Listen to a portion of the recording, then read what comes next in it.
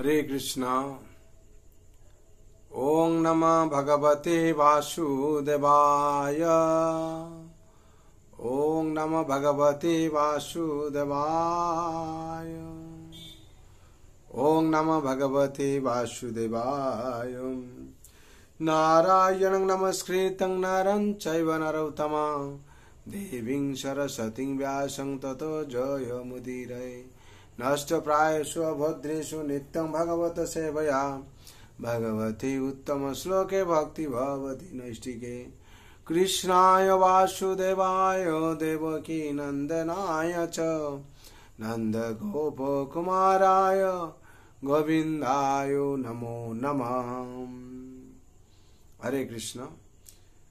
श्रीमद् भागवत स्कंद 10 अध्याय 5 श्लोक संख्या 27-28। भ्रातर्मम सुत कश्चि मात्र सह भवध्वजेम तातं भवन्तं मम्बानो भवद्भामुपलालितम।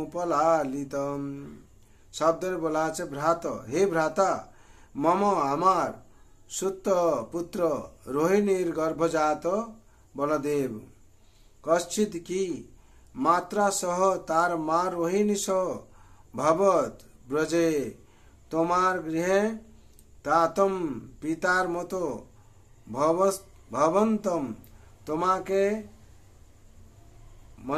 মন্বান মনে করে ভবদ্যাম তুমি এবং তোমার পত্নী যশোদার দ্বারা উপলালিত যথাযথভাবে লালিত পালিত হচ্ছে। অনুবাদ। আমার পুত্র বলদেব তুমি এবং তোমার পত্নী যশোদা দেবীর দ্বারা লালিত পালিত হয়ে তোমাদের পিতা এবং মাতা বলে মনে করছে তো? তোমার গৃহে সে তার মাতা রোহিণী সকুশলে অবস্থান করছে তো? 28 নম্বর শ্লোকে 28।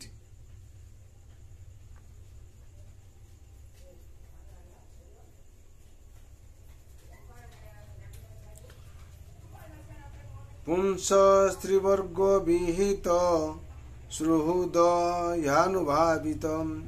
न तेषु क्लिश्यमानेषु तीर्वर्गोऽर्थाय कल्पते। শব্দে বলা আছে পুংস মানুষের স্ত্রীবর্গ জীবনের তিনটি লক্ষ্য ধর্ম অর্থ এবং কাম বিহিত বৈদিক বিধান অনুসারে নির্দিষ্ট সুহৃদ আত্মীয় স্বজন এবং বন্ধু বান্ধবদের প্রতি হি বস্তুতপক্ষে অনুভাবিত যথাযথভাবে সম্পাদিত না না তেষু তাদের ক্লিশ্যমানেষু যদি তাদের প্রকৃতই কোনো অসুবিধা হয়ে থাকে। ত্রিবর্গ জীবনের এই তিনটি লক্ষ্য অর্থায় কোন উদ্দেশ্যে কল্পতে ইতিভাবে হয় এইভাবে হয়। অনুবাদ। আত্মীয় স্বজন এবং বন্ধু বান্ধবরা যখন যথাযথভাবে অবস্থিত থাকেন তখন বৈদিক নির্দেশ অনুসারে ধর্ম অর্থ এবং কাম সুসম্পাদিত হয়। তা না হলে সুহৃদদের ক্লেশ উপস্থিতি হলে এই ত্রিবর্গ সুখদায়ক হয় না।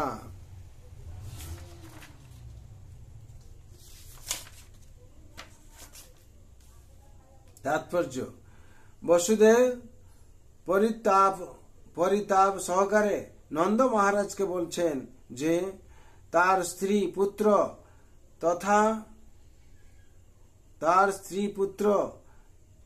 থাকা সত্ত্বেও তিনি তাদের পালন পোষণ করে তার কর্তব্য যথাযথভাবে সম্পাদন করতে পারেননি এবং তাই সুখী হতে পারেননি। এখানে তাৎপর্য অল্প দিয়েছে, অল্প এখানে বলা হচ্ছে বসুদেব পরিতাপ সহকারে নন্দ মহারাজকে বলছেন যে তার স্ত্রী পুত্র থাকা সত্ত্বেও তিনি তাদের পালন পোষণ করে তার কর্তব্য যথাযথভাবে সম্পাদন করতে পারেননি এবং তাই সুখী হতে পারেননি। বসুদেব এখানে পরিতাপ করছেন তাৎপর্য এখানে সম্পূর্ণ হলো। 28 নম্বরে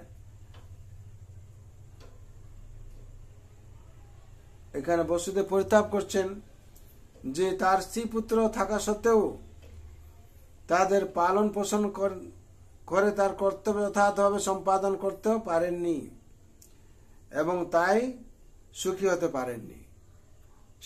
পারেননি কারণ তার যে স্ত্রী পুত্র ছিলেন তাদেরকে তিনি ঠিকভাবে পালন পোষণ করতে পারেননি।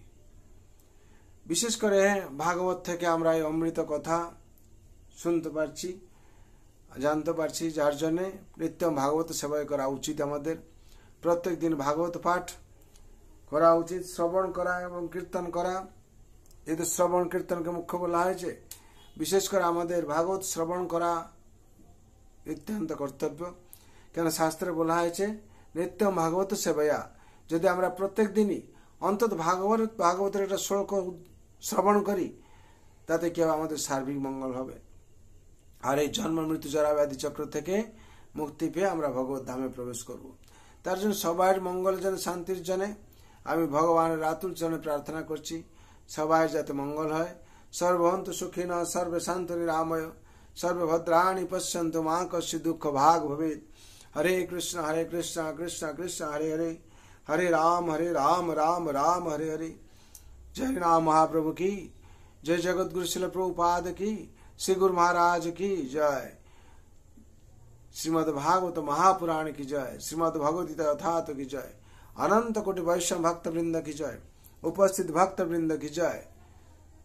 प्रेम से को श्री कृष्ण चैतन्य प्रभु नित्यानंद श्री अद्वैत गदाधर शिवासादि गौर भक्त वृंद की जय। निताय गौर प्रेमानंदे। हरि हरि बोल, हरि हरि बोल, हरि हरि बोल।